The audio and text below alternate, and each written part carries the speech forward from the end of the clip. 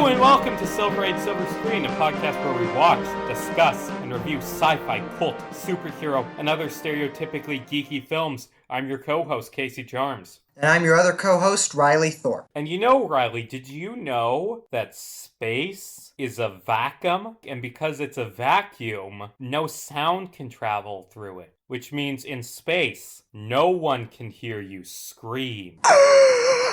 Unironically, that is a phenomenal tagline for a movie. And what movie are we talking about? Why, Alien, of course. The movie about an alien. Very creative title. Sorry, I don't know what these reactions are today.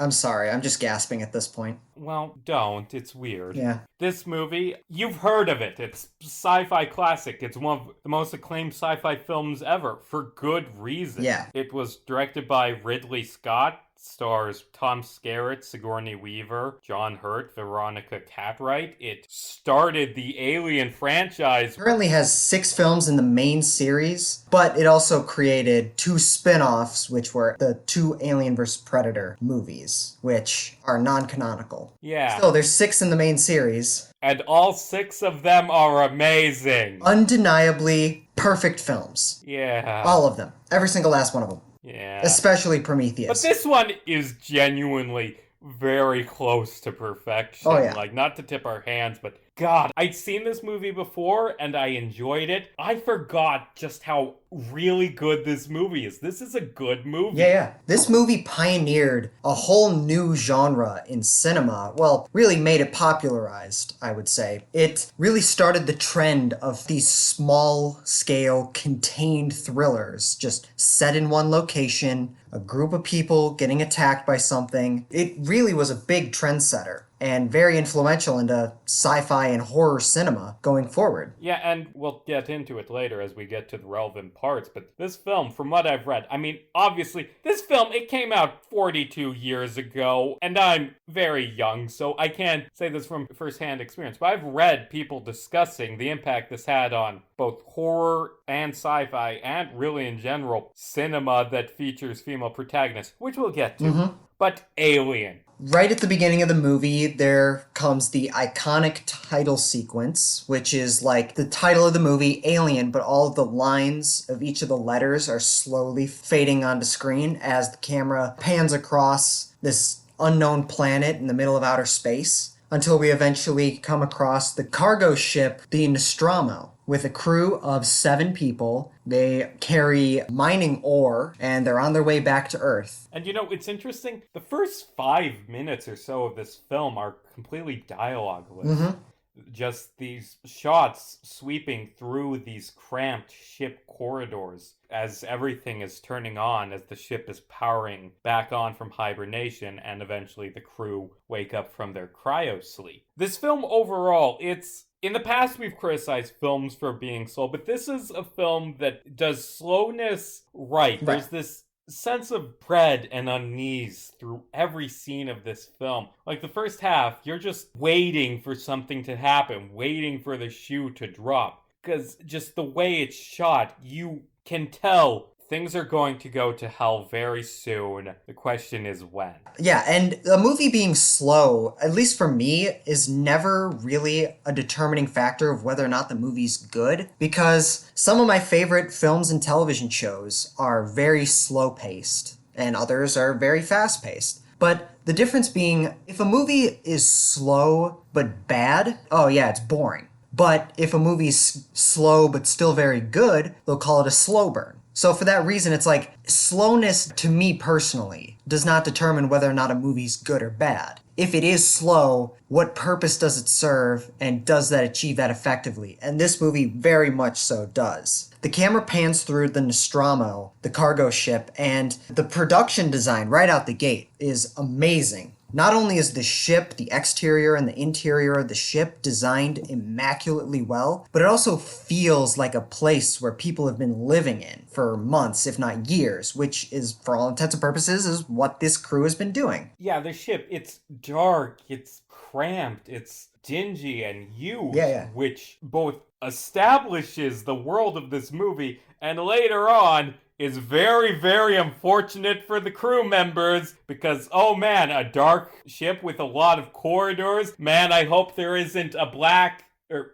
that's a poor way to phrase it, but a black alien wandering around killing them, blending into stuff. You're such a racist against xenomorphs. We're introduced to the crew as they wake up from cryo sleep. We have the captain, Dallas, his stern right-hand man, Ellen Ripley, played by Sigourney Weaver, who we have so much to talk about Ellen Ripley. Oh, yeah. Plus, their kind of timid navigator, Lambert, their two engineers, Brett and Parker, their mysterious science officer, Ash, and John Hurt as a guy named Kane. Yeah. I mean, when your movie has the late, great John Hurt in it, you know it's going to be a great movie. That dude was a phenomenal actor. Rest in peace. That guy killed it every single movie. Yeah, like, every movie he's in is good. Like, for instance, Indiana Jones and the Kingdom of the Crystal Skull. Yeah. Good actor, though. Yeah. So, the crew discover, hey, that's weird. We're very far from Earth. Why did the ship wake us up? It was only supposed to wake us up when we were close to Earth so we could land this. Oh, good. The ship received a distress call from some random planet. Let's just ignore that. Oh, wait, no, the science officer Ash said that we're legally required to check out distress signals or we lose all of our pay. So let's go to the spooky, desolate planet. I'm sure nothing bad will come from this. Yeah, no, not at all. They land on the planet, and again, it's a very much so a slow burn. It takes them a while to get to the planet. You're just getting a sense of the feel and the tone and the tension of this movie, and this movie's very, very well directed. Ridley Scott did a great job with it. The actors have a lot of great chemistry with each other as well. They land on the surface of the planet. It's a very toxic, stormy planet where the people have to go out in spacesuits. When they land, the ship gets damaged, and it's going to take them about 24 hours to fix it. So half the crew, including Ash, Ripley, and the two engineers, stay back to fix it, while the rest of the crew go out into the desolate planet and investigate the SOS call. And eventually, they happen upon a giant alien ring-shaped spaceship. And instead of turning around and saying, fuck this, which is probably what I would have done, no, they go and investigate it further. I mean, it's a horror movie. You can't have characters be super intelligent, and they don't do anything too bad at first. They just, alien spaceship, let's check it out. It's not like they're engineers and doctors and scientists or anything. It's not like they're smart people. To be honest, though, if I really think to myself, I would probably go investigate that ship if someone next to me said, do it, no balls. I mean, to be fair, they have to. Because money on the line, corporation gonna take their paychecks away if they don't investigate the cool spooky spaceship. Yeah, very true. Also, I mean, come on. I believe they state in this movie that this is the first time that they've ever found something like this. Where's your sense of curiosity, Riley? Hey, I said I'd do it if someone told me no balls. So they go into the spaceship and start exploring, and partway through it, it cuts back to the main ship where Ripley has decoded the distress call, and turns out, it's not an SOS, it's a warning saying stay away. I'm sure that's fine. They're already gone. There's no time to warn them. I'm sure they won't do anything dumb. So Dallas's crew is going through this abandoned spaceship, and they come across this pilot chair where there's this alien skeleton that has his bones like bended out from the inside. This skeleton belongs to a species of alien that would later be explained in Prometheus as an engineer, a species of alien that created human life and then millions of years later created other life for the sole purpose of going back to Earth to use that second life to kill human life for reasons that I don't even think Ridley Scott or the writers know about. And then an android, which was created by humans, took that second life and then engineered it to be the Xenomorph. Not even a Xenomorph, like a prequel Xenomorph, a predecessor to the Xenomorph, and then probably something else happened and then happened again. Prometheus and Alien Covenant, really fucking convoluted. Yeah, I'm glad I haven't seen them because that sounds like some big, big shark jumping. I'm not going to get too far into it, but like the purpose of Prometheus, it was going to explain the origin of the Xenomorph and how like it was this alien DNA and that mixed with human and then an android started experimenting with it and did more and it's like that's so fucking stupid. What like for me personally, it would be so much more terrifying if the origin of these creatures was just like, oh yeah, they're just out there in the universe. The universe is infinite, and in this one dark corner of it, there's this murderous machine, unstoppable killing machine, and there's an entire planet filled with them, and they've been able to get off planet. Like, that would be so much more frightening to me, which is the purpose of what a xenomorph is, it's to scare people. Like, that would be so much more frightening and better than, oh, it's like aliens, humans, androids, and like a 6-movie series explaining the entire chronology of how this fucking happened. It's stupid. I really hope they don't make a sequel to Alien Covenant. Okay, good to know. I'll avoid watching those ones, I guess, because they're bad. Honestly, I haven't even seen Aliens, like the sequel to this, which is supposed to be really good. Arguably, Alien and Aliens are really the only two great ones. There are people that argue that Alien 3 has a sense of charm to it, but it's not good. let's be real. David Fincher refuses to talk about that one. And then literally all the other ones are just bad. But anyway, we're not talking about those. We're talking about Alien. So as Dallas's team are going through this abandoned spaceship, they come across a big pit, and they decide to lower John Hurt's character, Kane, down into it. And as he goes down into this pit, he finds a cargo hold that is just filled with hundreds of alien eggs. And he slips and gets close to one, and it starts to hatch. And he leans in to look at it. And, I mean, it's what this movie is famous for. It jumps out and it latches onto his face and just, like, attaches itself. Yeah, a face hugger jumps out of the egg and attacks him. Which, also, side note, did they ever explain in this movie if they had ever met another species of alien before? I believe they say, like, when Ash is doing his evil science officer stuff, like, this is the first time we've encountered something like this. I don't know if that's implying that humanity never has, or that just this crew, or that this species is different from other aliens they've encountered. I get the vibe that this is the first time they've encountered aliens. Well, I mean, the first time the crew thinks they've encountered aliens, because Prometheus. Yeah. The thing about, well, Prometheus is it's like, spoiler alert, everybody in that movie dies. So the secret doesn't get out. Yay. But I don't know, just for me, one thing that I did get the feeling that they did mean that as like, this is the first time we've ever met an alien. That's what I got the feeling of, personally. But it's like, they see a giant engineer skeleton with a giant chest wound,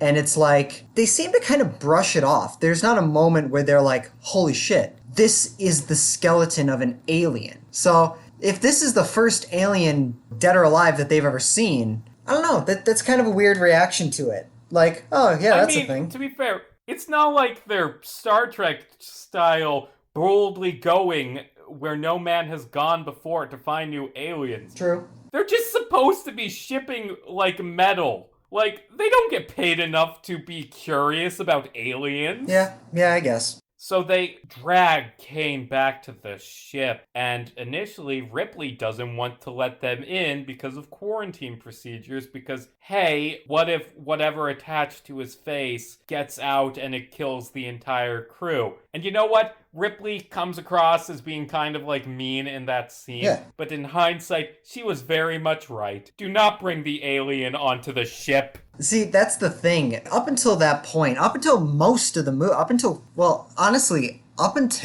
most of the way through the movie, it's pretty unclear as to who exactly is the protagonist in this movie. Who's like the central character. And it was really at this scene in particular where it kind of starts to become a bit more clear, because you're looking at Ripley. She's saying, like, yes, I know he's my friend and crewmate, but I can't afford to jeopardize the lives of everyone else just to save him and let him into the ship. You know, she's obeying protocol, putting the needs of the many before the needs of the few, you know? So she starts to kind of become more of a protagonist in this scene. Although I would argue this film is a subversion on who its protagonist is, or at very least it changes halfway through. In the first half of this film, I would argue that Dallas is the protagonist, and he feels like a more traditional sci-fi protagonist. This cowboy captain who's dedicated to his crew, who's willing to risk his life fighting the alien, whereas Ellen Ripley is his kind of stern second in command who's getting in his way. Except, unlike in OG's Star Trek, he is very much wrong. Spoiler alert, he dies and Ripley has to take over his leadership. Yeah. Like you said, it's a very interesting subversion of expectations. And this also very much so pioneered the idea of a female protagonist in a film like these. Mm-hmm. Before that, we had never really seen female characters in a role like this, in a central role as a protagonist of a sci-fi action horror movie. And to be honest, there was a long time before we saw a lot more. Yeah. Oh, yeah. Yeah, good old Ellen Ripley, the first really big, like, sci-fi movie protagonist that people who have never seen Alien will use as, like, the pinnacle for, like, female protagonists for decades. And, like, Ellen Ripley, she's, like, the best female protagonist. Can I say something? And we're a bit off track, but I want to rant about nerd fandoms. Go right Ellen on. Ripley would be hated if she came out in 2021. Oh, yeah. I They agree. would call her a bitch Mary Stu who needs to smile more. There's a lot of toxicity in nerd fandoms, and Ripley gets away because she's older than the fans who are toxic. Right. That is my hot take. But yeah, Ellen Ripley's a great character, and Sigourney Weaver does a fantastic job performing as her. Right. Ellen Ripley was actually written as unisex in the script. Ripley was not explicitly a man or a woman, it's just whoever they wanted to cast, and that happened to be Sigourney Weaver. I believe all of them were, right? Because they're only ever referred to by their last names. Yeah, I mean, I would believe that. They bring Kane back to the ship. Ripley refuses to let them in, but Ash opens the hatch and allows them in, directly disobeying Ripley, although he is obeying the captain, Dallas. So, you know, what are you going to do? Yes, and that's why he's doing it. You can definitely tell from every scene that Ash is in, something's up with him. He's got something else going on. He directly breaks protocol and lets in this potentially harmful alien virus, disease, whatever the fuck you want to call it, the face hugger. And they bring him to the sick bay. They try removing the face hugger from his face. And as they start trying to pry the fingers off it, because the way the face hugger works, and I'll have more to say about the design of these creatures later on, but the face hugger, what it is, it's like a crab-like creature with like giant fingers that it latches onto your face, wraps its tail around his neck, and just kind of sits there. It renders people unconscious and does things to it. What does it do? That's spoilers. We're going to get into that a little bit. Yeah, and can I say about facehuggers, like, something that I really like, as they're, like, operating on Kane, you can see, like, the tail, it tightens around his neck. Yeah. Which just, it gives a little bit of ambiguity, like, is that just coincidence, or is it threatening, like, do anything else and I'll strangle him? Yeah. Who knows? But they tried to cut it off, and it bleeds some yellow blood that melts through the floor. And the floor underneath it, and the floor underneath that. Yeah. This thing has acid blood that melts through a big chunk of the ship. Good thing they were operating on one of the higher decks, because otherwise they would have, run out of air. Yeah, that would have been a big problem. And Ash, marvels at how well adapted this creature is. Yeah. Like, if it has acid blood, well, then you can't eat it or attack it because you'll die. And we're just gonna brush aside the fact that xenomorphs don't really work from a biological sense. Like, I don't know how a silicone-based life form with acid for blood that breeds by impregnating carbon-based life forms, that doesn't sound like it could exist. Whatever. Yeah, I mean, you just kind of gotta accept it. Accept that there's creatures in this world. That's just how that works, you know? Roll with how alien and monstrous these things are. Right. It's so much more frightening since we don't understand it, even though it kind of doesn't make a whole lot of sense. Ripley confronts Ash about breaking protocol and disobeying her orders. Soon after that, the face hugger falls off of Kane. Yay. It attacks Ripley, but it's not quite dead exactly. It just kind of is dying. But instead of destroying it, or at least,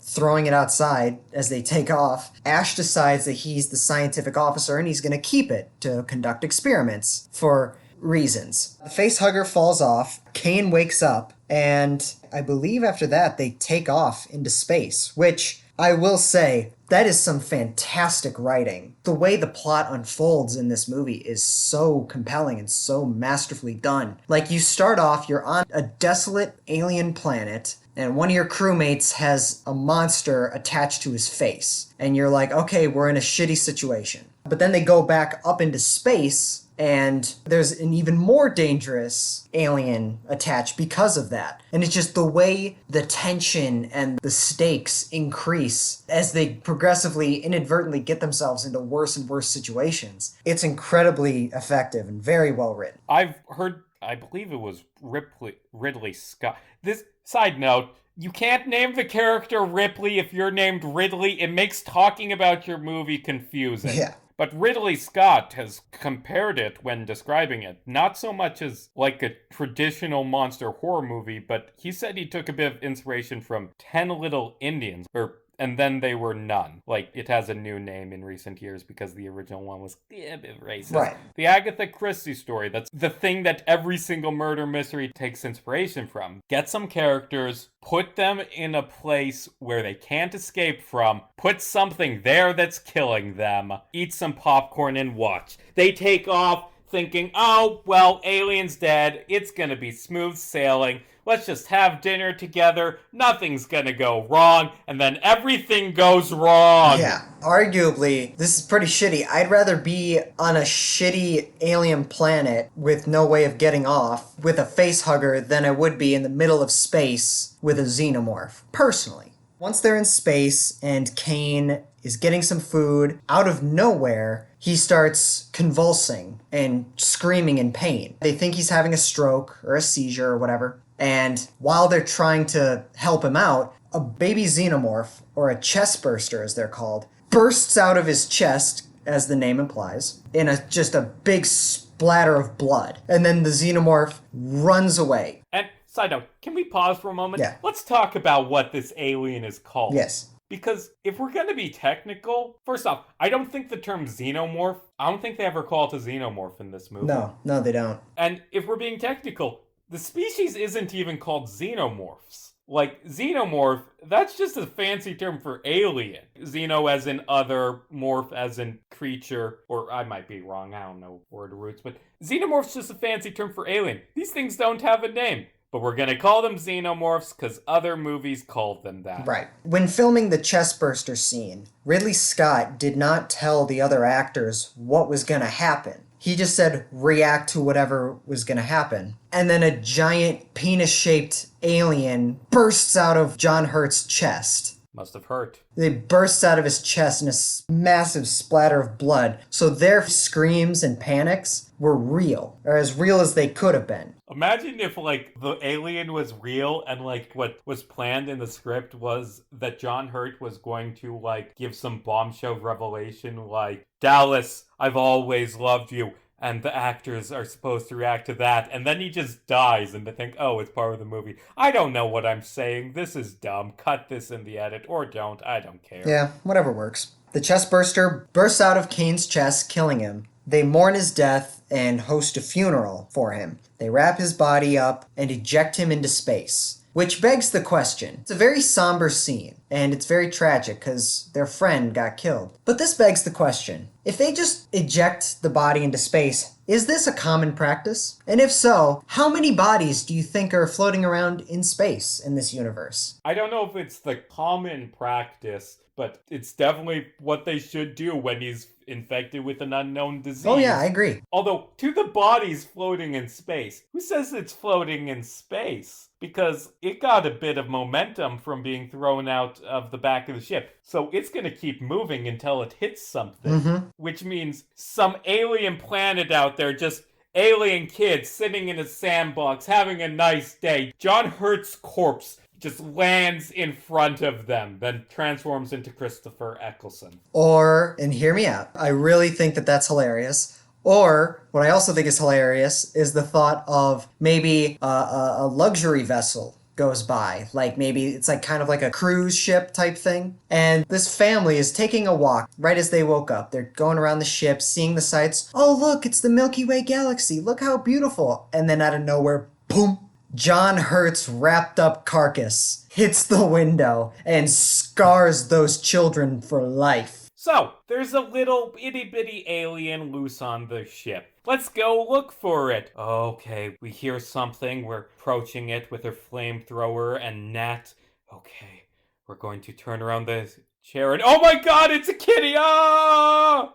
Yep. Even in space, the whole cat jumping in front of the camera, that's still a thing. It's still a shitty jump scare, though. As a bit of world building, that they have a pet cat because entertainment and it keeps it from being so dreary. That's nice. And I'm glad that nothing bad happens to the cat in this series. And we're sarcastic a lot. That's not good. I am genuinely glad they didn't hurt Jones. He's a nice kitty. Yeah. The crew split up and they start searching for the alien. Eventually, one of the engineers, Brett, walks through, I don't even know where he is, but there's a shit ton of water coming from the ceiling, which I feel like that's probably a problem. Wouldn't you agree? Like, just a giant floor in the ship where just massive amounts of water are dumped from the ceiling. I don't know. Just saying. Although I would say, I don't know if you noticed this. I remember people talking about, so I had to look it up. I couldn't spot it, but during the scene where Brett is like walking through the bowels of the ship, you can see the alien before it attacks him, hiding against the wall, blending in. Yes. If we're thinking of the same thing, I believe that was just in the director's cut, which you and I had a conversation before we watched it, which one we were going to watch. We are watching the theatrically released cut because that's the cut Ridley Scott says he prefers. There's a few very minor differences. The big one is that the cocoon scene is in the director's cut, which breaks continuity with the second one. Or maybe not, it's complicated. And again, I could be wrong, but that was just in the director's cut. Like, there's a shot of the ceiling, and it's like there's all these tubes and wires dangling from a vent or whatever, and then the Xenomorph is, again, just dangling from the ceiling there, and it takes you a second to realize, like, holy shit, that's the thing. It's just in plain sight right there, blending in. I don't know, it could have been in this one. I don't believe it was. I think it was just in the director's cut. Oh, by the way, we should give some props because no one ever gives him props. Balaji Badejo, I might have mispronounced that, the Nigerian actor who's like 6'10", who played the Xenomorph. Good job. Yeah, he fucking killed it in this movie as this character that's not really shown a whole lot. Honestly, it's like the Jaws idea of how to do a movie monster. Show it the least, which makes it creepier. Right, exactly. That's exactly what they should have done. That's exactly what they did. Getting back to the movie, Brett walks through the bowels of the ship. He finds the cat. The cat starts hissing at him. Then out of nowhere, the fully grown Xenomorph, having shed its skin and grown significantly taller than what they last saw him, crawls down from the ceiling behind Brett, kills him in front of that poor cat. Poor kitty. And the alien retreats into the vents. So they walk down the vents, and their plan is to send the captain, Dallison, with a flamethrower so he can kill the alien in the vents. Because that's smart. Have the captain of the ship go into dark tunnels. Dark, confined tunnels. To be fair, Ripley volunteered, but he said, no, I should do it, I'm the captain. And it doesn't go good for Dallas. Yeah, no. He gets jump scared and eaten. As a horror movie fan, jump scares are fucking stupid. They're cheap and stupid most of the time. Most of the time. They're a tool that is very often misused. Right, exactly. Which leads me to believe that because they're more often than not misused, they're just cheap, shitty scares. Like some guy's walking through a dark hallway and then out of nowhere his best friend like jumps out at him like, "Hey bro, how's it going?" Like, okay, there goes all the tension from the scene. It was just a stupid joke.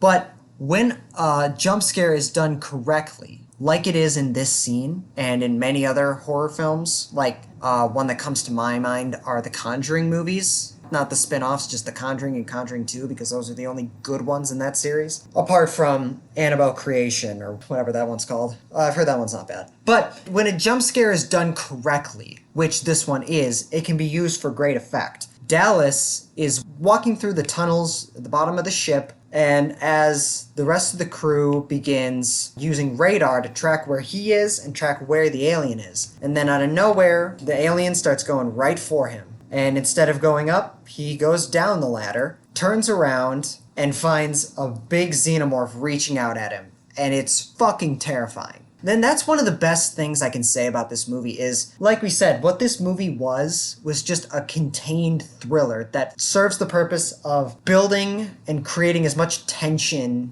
as possible. From the moment the xenomorph bursts out of Kane's chest, the rest of the movie is just great, iconic scenes, self-contained scenes of building tension. The Brett getting killed scene, iconic, great tension. Dallas getting killed, great and iconic.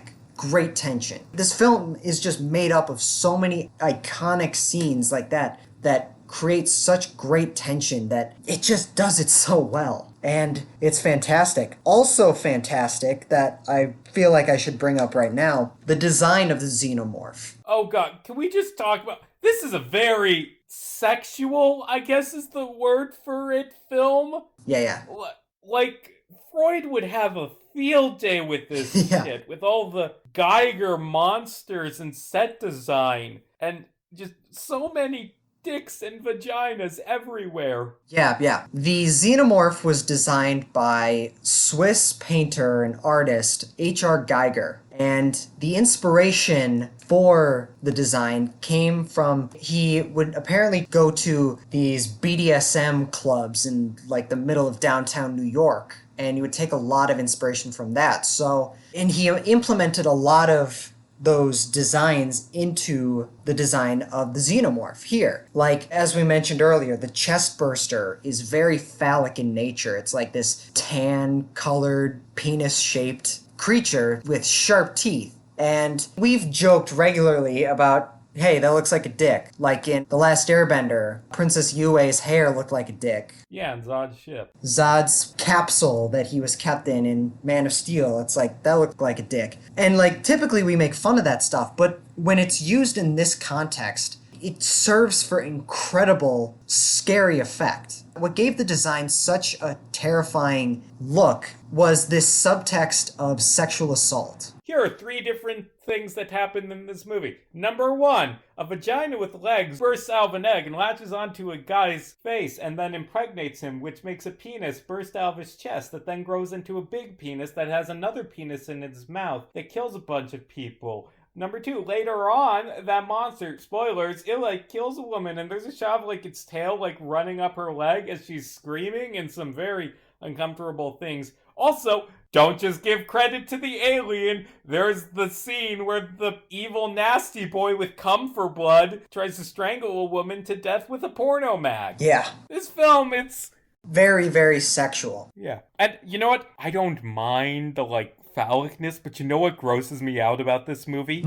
Everything is wet. Like, yes. When the egg bursts open and it's just gooey, like, ugh. Yeah, the egg is very moist and gooey, as you put it. The face hugger is, like you said, a vagina with legs and a giant tail. That was meant to, like, conjure up the fear of oral sexual assault, particularly in men, you know? But, I mean, everyone fears sexual assault. I'm not just saying men, but... Yeah. Oh, and we haven't even... We'll get to it, but the film's famous ending of this very Freudian murder alien attacking her while she's in her underwear. Yeah, the xenomorph has these weird tendrils protruding from its back. It's got a very long, smooth, elongated head. It's constantly drooling. It has like a long mouth inside of its own mouth. Its long, slender limbs and body. It's basically a giant latex suit that is like much bigger than humans with the intent and ability to kill you. In addition to the fact that if you kill it, its blood is acid, so there's a very real world possibility you're gonna tear a hole in the hull of your ship as well, and you're gonna die from that. The design of this movie and the subtext of just in general is very sexual in nature, which adds to the horror of it. Yeah.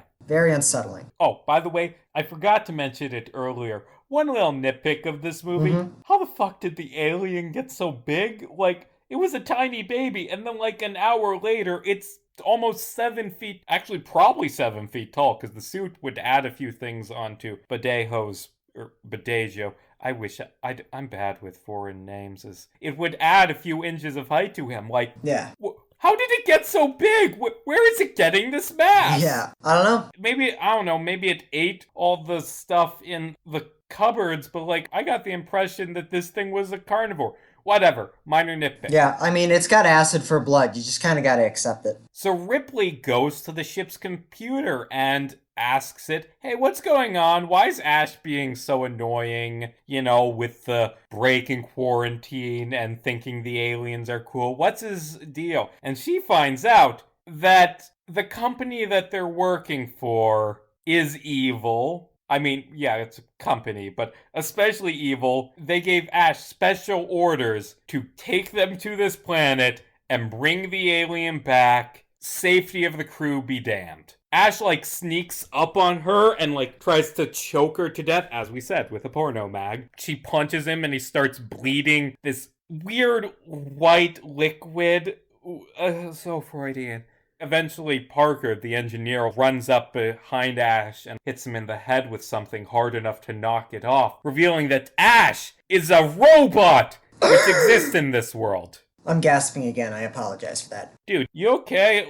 Is that asthma? Why do you keep gasping? I mean, it's our first horror movie. I gotta gasp, I'm terrified. This is our first I'm terrified. horror movie. I'm scared. Ash is revealed to be a robot with the sole purpose of getting this alien for this company, which kind of begs the question, how did the company know what was going on this planet? How did they know that this creature was going to be there? And B, why did that not affect the future of the series, at least with aliens? I don't know. Maybe it's explained in Alien Covenant. Have you seen that one? No, honestly, no. But I know I talk shit about it, but that's only because it's a shit movie without me seeing it. You don't know that. Yes, I do, Casey. The trailer, the 7.5 foot tall xenomorph in this movie, in the trailer, was in broad daylight, banging its head against a window. Now, I know that might sound scary, but all the tension is immediately gone. Especially when it's a sequel to Prometheus, which I have seen. That's BS. Take me home to the place I belong. I've heard nothing good about Alien Covenant. Apart from Danny We're all McBride. gonna fucking die. This is really Freudian. I'm uncomfortable. You should turn that into a song, man. Yeah, I can't sing. But yeah, so Ash is a robot. They plug his head into a computer and talk to him about him being a robot and him trying to bring the alien back because he's a dickhole robot. Mm-hmm. He tells them that, oh god, it's such a good line. I should have written it down. Basically, you are going to fail, but you have my condolences. And they just, burn his skull with a flamethrower. Yeah, because fuck that guy. He was always an asshole. Yeah, fuck. What did you think about that he's a robot? So here's the thing about this movie. This movie's dialogue, it's very realistic. It never feels like there's exposition, but I mean, sci-fi requires exposition a lot. The fact that something's wrong with him isn't a surprise. The fact that robots exist is I don't know if surprising, but it wasn't established. I think it's okay. It's a side effect of this movie having very tight, very naturalistic dialogue. So I'm fine with it. Yeah, I don't have a problem with it at all. And it is interesting going back into the movie and thinking, like, oh, that's what he's up to. I mean, still, he didn't necessarily have to be a robot, although that does come back in Aliens, the fact that Ripley doesn't trust androids anymore. It dawned upon me upon rewatching it that it kind of comes out of left field a little bit. But you're right. I think being a little bit out of left field for the sake of having a lot of very natural dialogue and human interactions, it's very effective. I can give it a pass. So the crew decide to fuck it. Let's just leave the ship. Let's blow it up. Let's get in the mini ship and just leave. Screw this. Ripley goes to set up the ship and start the self-destruct sequence while Parker and Lambert go to get life support supplies. Parker and Lambert get killed. Which, side note, it was a terrifying scene because Ripley hears all of it. She's running throughout the ship trying to get it. She hears the only two people left on the ship being killed. But I will say there was a deleted scene. That scene where Lambert and Parker are attacked, it went a little different in this one deleted scene. It's not in this cut or the director's cut. It's a full-on deleted scene. Basically, I believe it was Lambert. She was doing what she was doing because they're setting the ship to explode or whatever, getting all the supplies. Yeah, grabbing some life support juice. And while she's doing that, the Xenomorph crab walks into the room with her. Right. Like full-on crab walks, and then she turns around, stares at it, and they're just kind of staring at her. Which I guess it is theoretically creepy. The idea that this giant monster, in a very bizarre fashion, just kind of crawls up to you and stares at you for a little bit like, holy shit, what's it gonna do? What's it thinking? Right before it kills you. But I'm very glad that that scene got cut, because that type of tension would not have worked in this scene. I would have much rather preferred what they did. It just sounds awkward, like it crab walking. Yeah. Like, full on. Like, its spine was, like, facing the floor. Its hands were backwards and shit. Belly was up to the ceiling. It was just a weird clip. Ew. And not just that, like, it's in the middle of the light. In this scene that they kept for the movie, the Xenomorph is kept in shadow. And all you see is its shadow. And like you mentioned earlier, you see the tail caressing Lambert's leg. It's very unsettling and very creepy, but point is, that deleted scene would not have worked. It's funny to look back, and theoretically, if I were in that situation, I would be terrified as well, but it's a very different type of fear than what this film is going for. So, I mean, everyone but Ripley's dead, but that's fine. Because Ripley, she gets on the shuttle, she manages to grab the cat, which is good. Mm-hmm. Don't kill the kitty. She gets on the shuttle and she blasts off, and the ship explodes, presumably taking the alien with it. The day is saved. It's weird that there's still 15 minutes left in this movie. I guess there's a lot of very long credits, because Ripley is gonna get away. Mm-hmm. Yeah, no, she's walking around the ship, she's undressing for cryo sleep, and she just walks past the alien, and she doesn't even notice it at first, because like we said, it blends in. But yeah, alien on the shuttle. Oh. Another thing that struck me upon rewatching it, it's something very, very tiny, but it says a lot about the Xenomorph as a creature and as a being, and it's very, very subtle. You see, while Ripley is running through the ship, getting everything ready, and after she hears Parker and Lambert getting killed by the Xenomorph, she is able to find the cat and puts it in a little crate and begins running with that as well. Eventually, she puts the cat down or drops it, one of the two, and starts trying to continue on with what she's doing, or because she's being chased by the Xenomorph. And again, it's very terrifying, very tension-filled, but she leaves the cat behind for a little bit. And it's very subtle, but if you look at it, there's a shot where the Xenomorph stops and just crawls up the ladder where the crate with the cat inside is being kept. You can see there's a shot of the Xenomorph. It peeks over the ladder and stares at the cat for a little bit. And then later on, Ripley goes back to retrieve the cat, gets onto the escape pod, and blasts off. And for me, the reason why that shot had so much impact was because you just think, this Xenomorph was intelligent enough to understand that the humans care about this cat. She's going to come back for this. Like when she comes back, I can follow her, and that's how I'll get her. It's something so small and so subtle, but it has a huge impact on my perception and the audience's perception of what the Xenomorph is capable of. It's not just a 7 foot tall acid blood killing machine. No, it's also very intelligent, enough to think tactically how to defeat their opponents. And speaking of the alien's intelligence, when it's on the shuttle with Ripley, it's kind of chill. Like, it doesn't, like, just kill her. It just sits there and watches because it knows there's nowhere left to run. Yeah, that one takes its time. For me, I'll be honest with that scene. For me, like, I was like, this is pretty convenient. It's giving her a lot of time to get ready.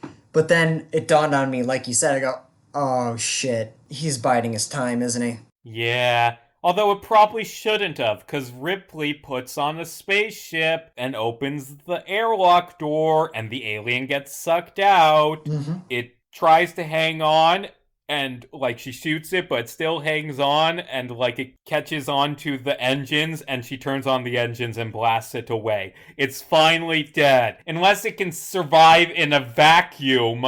Because, you know what, I wouldn't be surprised. These things are unstoppable death machines. Yeah. But the day is, well, not saved. Everyone's dead. Ripley is alive.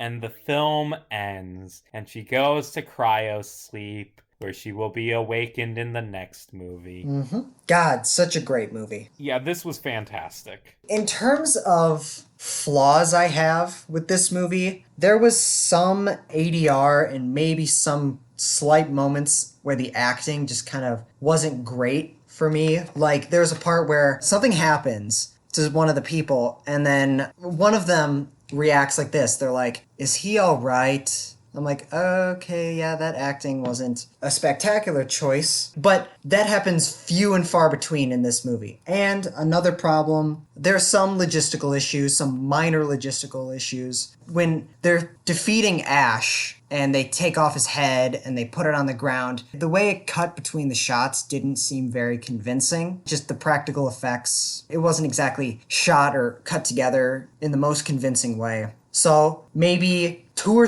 moments of the ADR and acting not being the greatest, a couple minor logistical issues, and maybe like 2 shots. That's it. Those are the only flaws of this movie I have. That's basically what I'm trying to get at. This movie is incredible. It's a masterpiece of science fiction horror. Yeah, what else can we say? It's just fantastic. It's chilling. The set design and monster design is fantastic. The acting is great. You know, it's actually funny. I read this movie came out in an era where horror movies commonly ended with the protagonist being killed at the end because you had to have a downer ending. And this movie subverts that. Ripley survives. Actually, it's interesting. The original ending that was pitched and thankfully rejected, like normally I rag on studio interference, but this was a good one. The original ending was the alien to kill Ripley and then, like, imitate her, like, do a voice recording in her voice. Like, yeah, I'm glad they cut that. I'm glad Ripley survives. She's earned it. Yeah, and Sigourney Weaver would actually go on to get nominated for Best Actress for Aliens, this movie's sequel, strangely enough. A sci-fi action movie where she wears a giant forklift suit and fights a queen alien. Yeah, she got nominated for an Oscar for that. Good on her. Who'd she lose to? Let's see. She lost to Marlee Matlin for Children of a Lesser God. She was up against Kathleen Turner, Jane Fonda, and Sissy Spacek. Yeah, I've heard of none of those movies besides Aliens. Has she ever gotten an Oscar? I know she's been nominated many times. Sigourney Weaver? Yeah. Let's see. She got the Golden Globe for Best Actress for Gorillas in the Mist. Let's see, looked it up. She has been nominated 3 times for Oscars. Twice for Best Actress, once for Best Supporting. Aliens and Gorillas in the Mist for Best Actress. Working Girl for Best Supporting Actress. She's a great actor, though. We're in the weeds. We've gone off topic. Speaking of awards, Riley, what type of score would you award this movie? I will give this the highest possible grade I can give in good conscience, and that is a 9.5 out of 10. That is an A plus for me. This movie is basically maybe a notch down from perfect, just with those little tiny issues here and there. That's it. Like, this movie is a masterpiece of sci-fi horror. The production design, the acting, the directing, the writing, absolutely all of it is fantastic. For what this movie is going for, it pioneered its own genre. It completely revolutionized the way people think of science fiction cinema and just cinema in general, Horror cinema, all of it. This movie, it can never be understated how much impact this movie had. And it would go on to make a really good sequel and then 4 other movies. But, you can't judge it based on that. What you gotta do is talk about how is this movie? Basically perfect. And I'm giving it the highest possible grade I can give it. And that's a 9.5 out of 10. Well, I mean, not to split hairs, but you could give it a 10 would be the highest possible. Yeah, but you know me. I'm also 9.5 out of 10. I would say this is the best movie we've ever watched. It's a close tie with Eternal Sunshine. I think it's just slightly better, but not a perfect 10. This movie is fantastic. It's just fantastic. Yeah. It's a phenomenal horror movie. I would say that this is the second greatest sci-fi horror movie ever made. Yeah? What would be the first? Oh, we'll get to that movie eventually. Zip lips closed. It's one of my favorite movies, man. Okay. Yeah, cool. But yeah, this movie, fantastic. There's not a whole lot we can really say, apart from the fact that it's great. And I know I always bring this up every time we review, like, a genuinely great movie. It's like, what else can we say? This movie is fantastic. Like, typically when I do a review, I take all my notes on a single sheet of loose leaf, and I cover both sides, typically. But in this one, I just covered one side, because I'm like, there's just not a whole lot to say apart from the plot and the fact that they fucking killed everything, every single aspect about it. I didn't even write notes. Like, halfway through the movie, I realized, all I've written down is, this is good, slow build, why alien big, set design good. So I just deleted it and watched the movie. Like, this is a damn good movie. And next week, we're going to be watching another damn...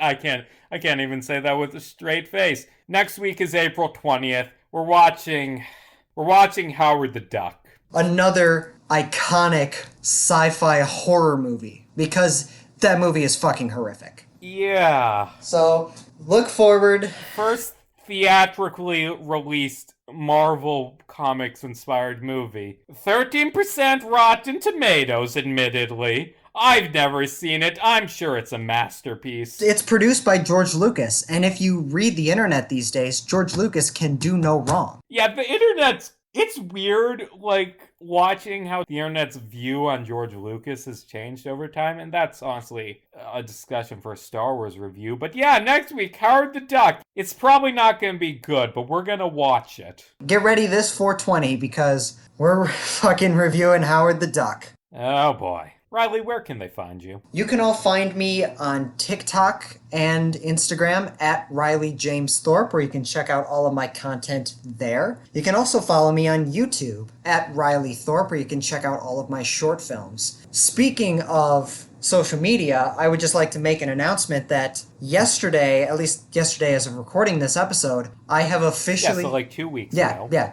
2 weeks ago. I have officially created Instagram, Facebook, TikTok, and Twitter accounts for this show. And a YouTube channel for this show. Hopefully, by the time this episode comes out, I will have started posting on these. But for right now, we have these accounts. Silver Age, Silver Screen, Instagram, TikTok, Facebook, Twitter, and YouTube. Go check us out. Go follow us. Get ready for a lot more updates and content coming to those. You can find me on Twitter at JarmesCasey, JarmesCasey. You can find pretty much everything I've ever done at caseyjarms.wordpress.com. Also, while you're there, maybe check out the new video essay I made called My Hero Academia, Superheroes and the Status Quo. It's talking about superhero tropes and kind of some problems in the genre, using the anime My Hero Academia as like a jumping off point. I think it's a very good essay. It is. It's very different in tone from this, but I think you guys will like it. Yes, I have watched it, and I highly recommend it to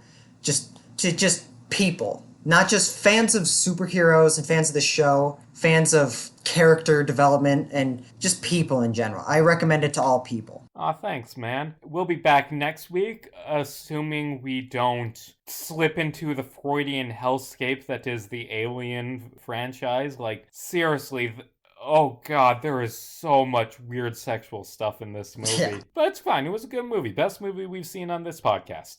As always, I'm Casey Jarms. And I'm Riley Thorpe. And hey, it's just a movie. Don't lose your head about it, especially not to a louder